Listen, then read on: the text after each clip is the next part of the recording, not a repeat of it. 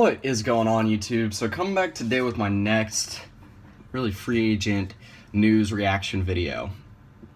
So been a wild day to say the least. Money's been handed out in bunches today. And I've got 16 contracts to break to you guys. If you've been paying attention to free agency today, especially in the last hour or so, it's been wild. I did a reaction video yesterday announcing some of the contracts and all the ones that I announced yesterday I'm not really going to re-announce today. So, first one, DJ Augustine to the Orlando Magic, 4 years, $29 million. They get a backup point guard. They don't have to pay too much. It's a decent move. Ish Smith to the Detroit Pistons, 3 years, $18 million. It's Ish Smith. It's whatever. Now, I like this next one. Andre Drummond, Detroit Pistons, 5 years, $130 million. When we get to Mike Conley, I think Mike Conley is a very good player, but I think Andre Drummond is not only a lot better, but has a lot better future. And the Pistons got Andre Drummond for $23 million less over the 5 years than the Grizzlies got Conley. Granted, Drummond really wanted to stay in Detroit. But anyway, they got him for 5 years, $130 million. I love the move. He's their face of the franchise. He wasn't leaving Detroit unless they just absolutely lowballed the fuck out of him. And they didn't, so good move, Detroit Pistons. Congratulations, Pistons fans. You have your face of the franchise locked up for a while. Alright, and if I see any other news pop up while I'm doing this video, because chances are there will be new contracts that come up during this video or while I'm trying to edit, render it, or upload it. And if I do see any, then just so you know, if they're not announced here, they will be in the description below. Everything that happens between now and when I upload the video will be in the description below, including all the stuff I'm listing out here. So, next one, Jeremy Lin, Brooklyn Nets, 3 years, $36 million. I think that there's been a lot of talk, I've seen a lot of people comment today about the whole Dion Waiters, Rajon Rondo, Jeremy Lin situation in Brooklyn. They have 3 good players, good but not great, to rotate here. Brooklyn, don't sign all 3. Please don't. You already got your shooting guard in Karis LeVert. Let him do his thing. I mean, you might sign either Dion Waiters or Rajon Rondo. Don't sign both of them. But they get him for 3 years, $36 million. Decent deal. You know, Jeremy Lin is what he is at this point. Next one I really like, not just because I'm a Pacers fan, because it's one of the steal, might be the steal of free agents so far, and that's Al Jefferson to the Indiana Pacers for 3 years, $30 million. They get one of the best centers in free agency. Let me see if I can find my rankings here. Actually, it's on the other side of the sheet. I did bigs on the first day, and Al Jefferson was my number 7 big. I actually had him going to the Miami Heat originally, but you look at the guys below him. Joakim Noah got 4 years, $72 million, so that's obviously a lot more than Jefferson got. Other guys around him, Dwight Howard, I'll announce that later in the video, 3 years, $70 million. Hassan Whiteside, who's that's getting way above him at that point. But anyway, you get what I'm saying. Good signing. The interesting part is what happens with Ian Mahinmi now. Now, Jared Bayless to the Philadelphia 76ers, 3 years, $27 million. I wish the Sixers had used that money to go after a guy like Harrison Barnes or Dion Waiters a little bit more. I think they're still going after both them, though. Mirza Teletovic, Milwaukee Bucks, 3 years, $30 million. I like what the Bucks are doing. They're going after a bunch of role players now, but I don't know. The Bucks seem like a team of role players anyway, so you know, we'll see how it plays out this year. The Bucks have the talent to be a playoff team in the East, and I think they're just kind of further bolstering their depth and bench at this point, which is commendable.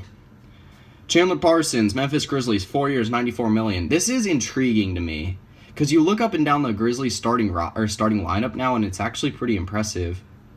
I mean, this is what I'm thinking it's going to be. You got Mike Conley, some form or type of Mike Conley and Wade Baldwin at the 1 and the 2. Chandler Parsons at the 3, Zach Randolph at the 4, and Marc Gasol at the 5, with Deontay Davis coming off the bench. That's a very intriguing starting lineup to me. I thought the Grizzlies were headed down the crapper after this offseason, but, you know, I don't know if it's the greatest signing, because I personally wouldn't have given Chandler Parsons the max, especially at this point in his career. If he can stay healthy, maybe, but still, it's an intriguing sign for the Grizzlies. Next one, Evan Turner, Portland Trail Blazers, 4 years, $75 million. I'm not the biggest fan of Evan Turner. I think he'd be a black hole at times. I saw him on the Pacers. Granted, he didn't have his best season with the Pacers. Last year, had a decent season with the Celtics. I think the Trailblazers should have tried harder, used that money to sign Allen Crabbe, though. Evan Fournier, to the Orlando Magic, 5 years, $85 million. I like the deal. Some people aren't talking too good about it, but Fournier, a good piece of the Magic right now, and a good rotation player. Gets him about 15 points per game. And with the way wings are going in this free agency class, that's probably the money he was going to get from anyone. So, Matthew Dellavedova, one of my favorites of the day. Milwaukee Bucks, 4 years, $38 million. Matthew Dellavedova has proven himself as probably a top 10. He was in my top 10 guards of this free agency class. And again, look at the other money that some of these guards are getting. I mean, DJ Augustine got 4 years, $29 million, and DJ Augustine, to me, is nowhere near Matthew Dellavedova coming off the bench when you're talking in terms of playoff experience, just the improvement over the last couple of years, defensive effort, just work ethic, all that stuff. Jeremy Lin, 3 years, $36 million. I think Jeremy Lin and where did I have Jeremy Lin? I think I had him pretty high. Nope. I had him like 3 above Matthew Dellavedova and 3 years, $36 million. So, again, good sign. Solomon Hill, one of my least favorite. New Orleans Pelicans, 4 years, $52 million. Compare that to Jordan Clarkson, who got 4 years, $50 million, and is a significantly better player than Solomon Hill. Solomon Hill is a very serviceable player. He will be reliable in your rotation. He will be able to... Sorry about this. Chair's coming apart. He will be a very serviceable player in your rotation for a long time, but he's not going to be an extremely efficient, or he's not good really at any one thing. Jeff Green to the Orlando Magic, 1 year, $15 million. I mean, Jeff Green always seems to get a big contract somehow. Dwight Howard, talk about this one for a little bit. Atlanta Hawks, 3 years, $70.5 million. This is interesting to me. I don't know. I don't know if I like this. To me, I think he would have fit in the best with either... I mean, I mentioned this a lot. I did an entire video over it. I think he would have fit in best with the Hornets, the Blazers, or back to the Magic. Granted, the Magic seem like they're a little low on money after how much they spent already. And now, obviously, the whole I mean, they're not... I don't think they're going to sign both Al Horford and Dwight Howard. Maybe the Hawks just had no chance in signing Al Horford. Who knows? Overall, it's a decent signing. I think Dwight Howard's still a top 15 center in this league, maybe even top 10. Who knows how it's going to go.